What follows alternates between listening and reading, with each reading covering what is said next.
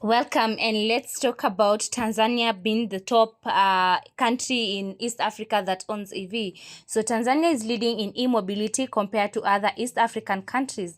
The new report titled Africa E-Mobility Alliance that was released last month shows that Tanzania has 5,000 electric vehicles compared to any East African country. However, the mobility remains very young in the industry due to few challenges, some of them including high import taxes, unclear government policies, limited funding, too few technicians, and low electricity grid access, and also limited consumer knowledge. So let's look at these challenges.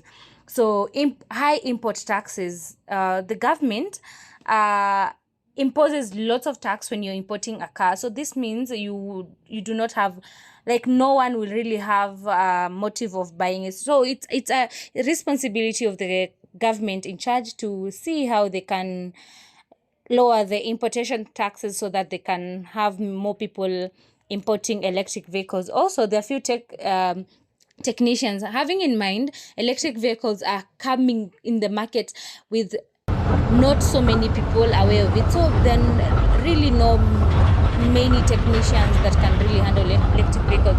However, electric vehicles do not really need lots of technicians because they have few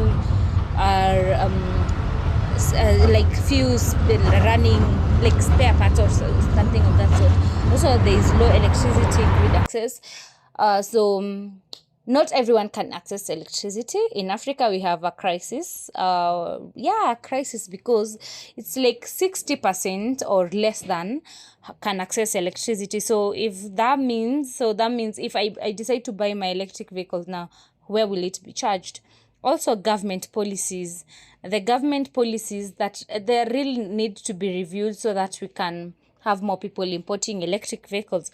Also, limited consumer knowledge. Not so many people are knowledgeable of how electric vehicles work, mileage, the charge time, the type of charges, and all those fears that people have. So I think that the stakeholders and the people that are into this, like me and you who is watching this, we should create something to educate the mass about electric vehicles. Also, all these barriers, I think we can still have a conversation so as to talk about them and many people to adopt electric vehicles.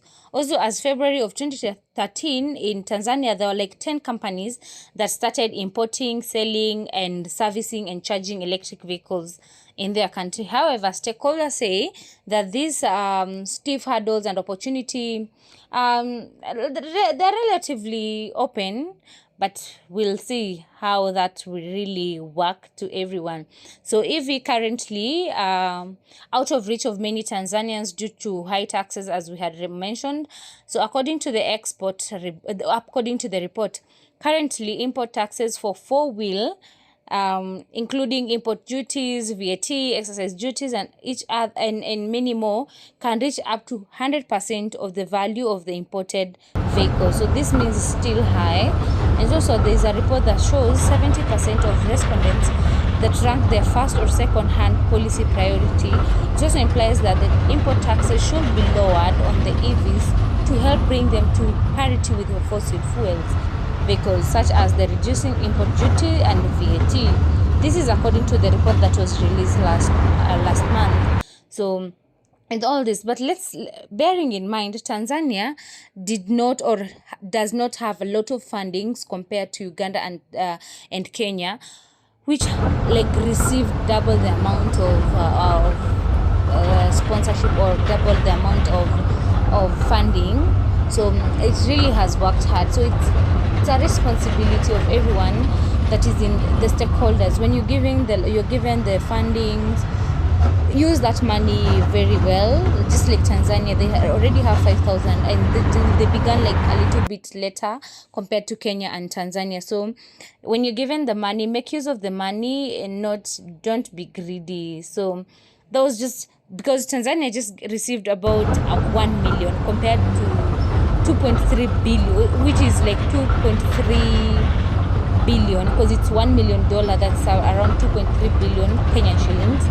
So compared to Kenya, Uganda received $5 million and Kenya received $50 million. So you can see Tanzania just received $1 million and they have really worked on that, and Kenya and Uganda are still lagging behind. So it's something that we really need to work on it and talk to different people that are there to help us spearhead this conversation. Also, the problem with power. So currently in Tanzania, only like 40% of people can access electricity. So this means it's really a challenge. But Tanzania says they have a vision by 2025 they should have like 70% of the population can access electricity. So that means also when we have that like 75%, this is a very good number. So we will mean like a lot of electric vehicles will be around because there will no fear of where will I charge my car. Also, there's a need of having public charging stations. Just like we have petrol and diesel stations around, electric vehicles also needs to have, because it's not really a challenge per se to install one. You just need power.